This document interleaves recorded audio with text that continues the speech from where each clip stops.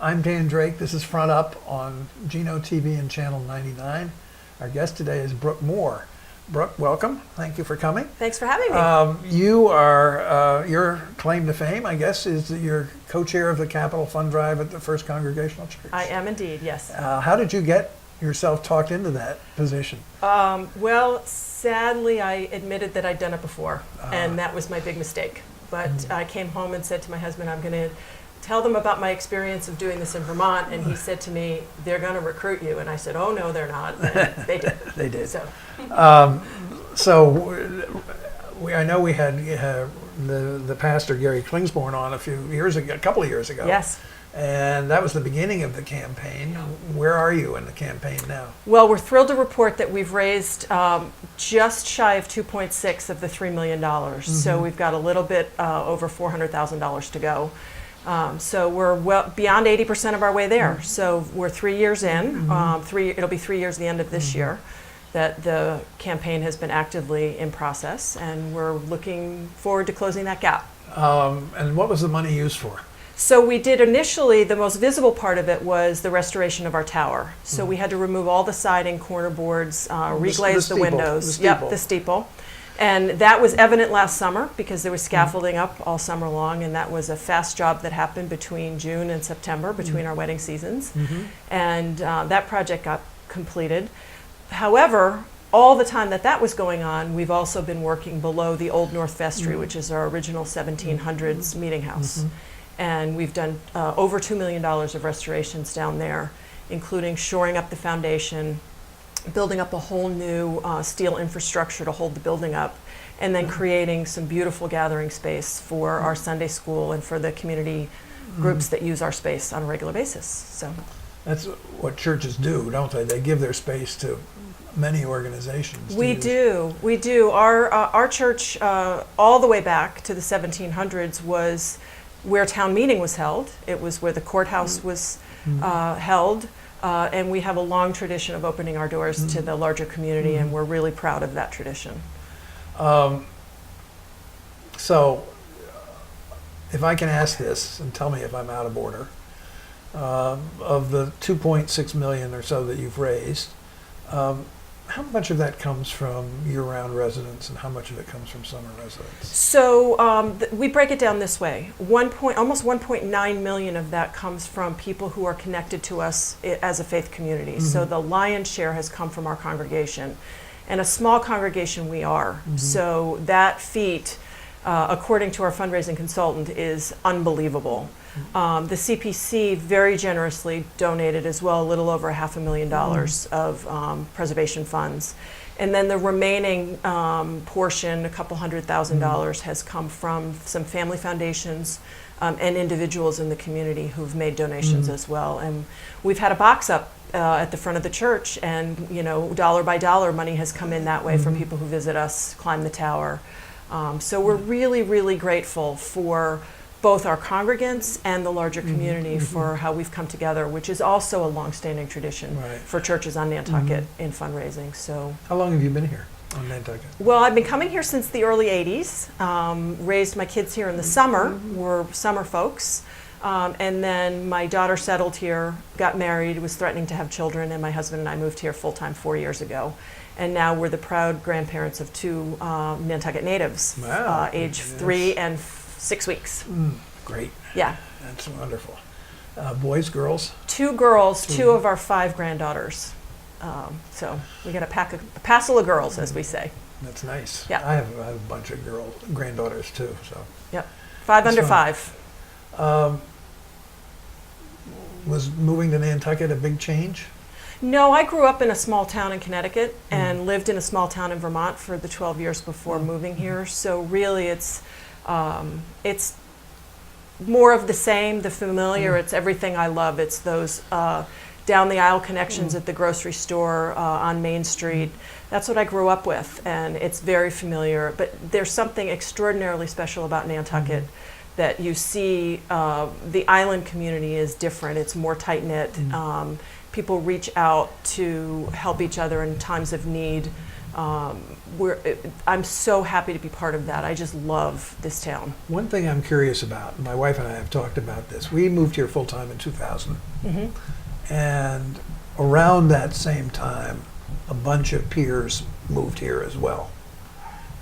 Is that still going on? Are there not huge numbers, but 5, 10 families who moved here around the time you did? Yes, actually, I find that often, and I find it continues. I work at Nantucket Looms, and one of the gals who has been a summer person here, she's from Chicago area, has just decided to spend the winter with us and learning how to weave. Yeah, really? And so... Are you a weaver, or are you just... I am not. I'm a bookkeeper. I crunch the numbers. They do the creative stuff. But she loves it. And I hear time and time again, couples... There's a lot of couples who, one would love to live here year-round, and the other one's a tad reluctant. And so they stretch and stretch and stretch the time they spend, and then eventually they kick it over and come year-round. But we love it here, and happy to be part of that group. That's great. Yep. Back to the church and the campaign. How do you anticipate raising the rest of the money? Dollar by dollar?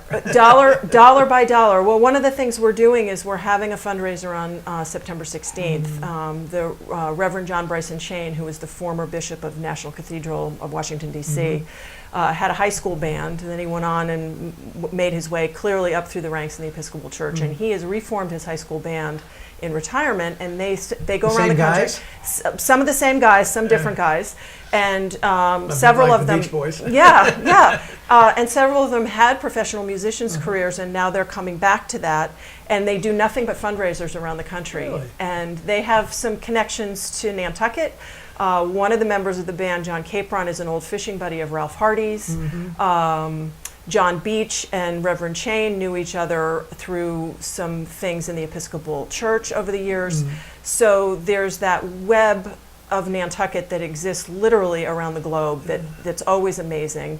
And so a couple who are members of our church, Norm Silberdick and Debbie Bryan, brought the band idea to us. And so we're doing this really fun, low-key, dressed-down fundraiser at the VFW on the 16th with the band playing classic rock and roll and blues. And tickets are affordable, and which is the band's mission. They say you have to set an affordable ticket price, and we did that.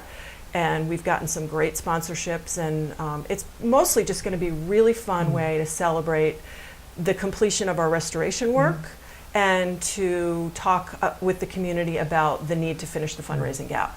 What is the date? September 16th at 6:30 at the VFW. It is. It's a week from this Saturday. It's a week from Saturday, and tickets are available online at eventbrite.com. Eventbrite.com. Yep. Okay. How many people are you hoping to get? We have about 180 tickets sold so far. We have room for 300, so buy your tickets now. The more the merrier, as we say. Have you done that kind of thing before, that kind of fundraising event? I have never done one before. The number of details that wake me up in the middle of the night right now are, it's endless. But it's going to be, I am absolutely 100% sure it's going to be a blast. So come join us. Who's your co-chair? My co-chair of the Capital Fund Drive is Chuck Soule. You might know him. He's written mystery novels and a longtime member of the Nantucket community, and he's amazing. In fact, we're talking about a new series here that we do occasionally, and I'd like to have him on for that. He's a great guy. He's become a very good friend, and I'm grateful for that as well. Yeah. How else have you become involved in the community? Well, or your husband? Yeah. Well, my husband plays golf and goes fishing. He's been on the members board at Maya Comet. I just was appointed to the Affordable Housing Trust Fund. It's another passion of mine. I'm a social worker by background and training, and as I've said, I've been coming here since the 80s, and the headlines have been the same for over 30 years. So I decided to take the bull by the horns, and I volunteered or signed up to be on the Affordable Housing Trust Fund, and I'm very excited at the momentum that's built around affordable housing, and hopefully we're going to get our 0.5% transfer fee, I'm supposed to say, through the legislature, and get some revenue stream and really move forward on some major affordable housing projects and workforce housing as well. So across the board, it's a struggle for we have an affordability problem and a capacity problem, and hoping to solve both those issues. So that's my other passion. And I've got a laundry list of things that I want to get involved with, and just not enough time on the calendar yet. So just give us an example, a couple of examples. well, I love the schools. I'm a pen pal with the Harvey Foundation. I've done some volunteering in ELL classes. I'm Spanish. I speak Spanish. I am. Is that the program at the Athenaeum? Or No, actually, at the school, I School. volunteered with a teacher in her classroom over a winter a couple years ago. It's just, I'm interested in trash too. I just did a tour of the DPW recycling facility, Oh, lucky you. learning about what's going on out there. What was your reaction? I was really impressed. Really impressed. Rob McNeil and Chuck Larson, our new Right. directors of the DPW, really have a handle on what's going on out there. I had my doubts and was completely reassured about what's happening with recycling, and it's an impressive process, what goes on out there. One of the things that's, in fact, I had hoped to have somebody on as a guest today, but it didn't work out, to talk about the whole sewering issue and the role of the Nantucket sewers and the role of the recycling facility in that whole issue, and how important it is to understand that in relation to other issues which affect the water quality in the I harbor. totally agree, and the thing that surprised me the most was the amount of water quality testing that's going on around the periphery of that area. They're doing groundwater and surface water testing on a regular basis. So it really, there's a lot more oversight than I imagined, based on some of the conversations that have gone around the community of late. So I was reassured. Good. I'm glad. I hope that was the reassurance was well grounded. And I don't mean to say you didn't get the story. I mean to say that there have been doubts, as you say, about the landfill. And its that's role. what prompted me to go out there. Did you just call them up and ask for I sent an email and asked for a tour and was given a tour. They spent a couple hours with us. There were a couple other people also who had reached out, and we recommended to Rob that they start offering some information sessions and tours. And they recognize that their communication with the community has not been as It's been effective non-existent. as it could be, and that's on their list as well. Yeah. So they're both new to the job, so I think we all have to give them a little time to get up to speed, but they do know what they're doing, and I'm really impressed. Great. BrookeMohr, good luck to you in raising the rest of the money for the renovations to the church. And, Thank you. And good luck with your fundraiser. All right, Thanks for terrific. being Thanks with so us. much. Okay.